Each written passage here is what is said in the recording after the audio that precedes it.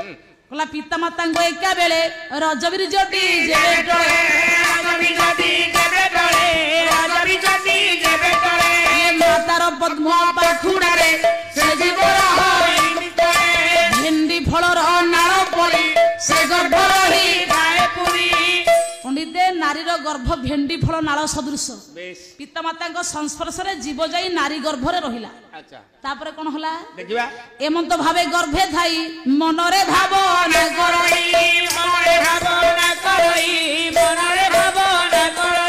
माता गर्भरे सब कीट समस्ते होई एकजुट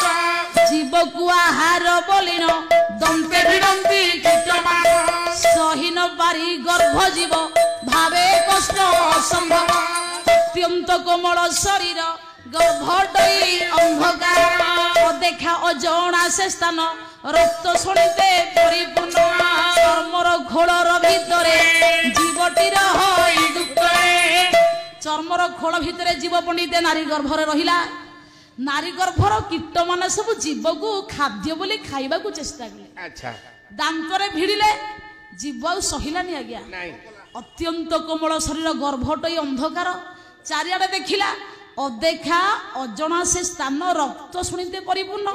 मु तो जुआडे देखुची रक्त खाली शुणित मु केमिति बंचिबी आंको रक्ताक्त आंकर दंत घातरू निते निराश होई जीव कोन कला आज्ञा कोन कला भगवान को डाकिला बोले परि भावे गर्भे थाई ये मनरे भावना कराई ये रखो हे नीला त्रिशूलभ रखो हे कमला बल्लभ ये प्रभु न हिले साहा पखिया दास मोलाटी प्रत्यक्ष जीवर विकलन सही पुंठ तेजी भाव गाही ये माता गर्भरे प्रवेशिन जैसे रत्न सिंहासन उज्जवल होई गला गर्भ ये लुचि जा अंति कीट सर्व पुणित जेते बेले जीव भगवान को डाकिला जो गर्भ कीट मानकर कबलरु बंचिबा पई जीवर विकल को सही न पारी भगवान नारी गर्भरे प्रवेशिले बाण सूर्य तेज को धारण करी पुणित भगवान जेते बेले नारी गर्भरे पशिले जीव मानकर पंडित मंडली सुरक्षा व्यवस्था कले भगवान को तेज को देखी गर्भ कीट भयरे पळाइले भगवान को देखिला जीव जीव कहले 5 मास देव संतीपितवास जेते बेले 5 मास होला नारी गर्भरे भगवान को देखिला जीव प्रथम थर देखी पंडित निवेदन कला कहला प्रभु कहला दर्शन मात्रे तरूप को ये क्षुधा शिला शरीर को यही क्षुधारु पारी जीवन हेलानिया तोर प्रभु तते देखिला मात्र के खाइबा को इच्छा होची सोइबा को इच्छा होची पंडित जीवर सुरक्षा व्यवस्था करिबा पई भगवान नारी गर्भरे कोन कले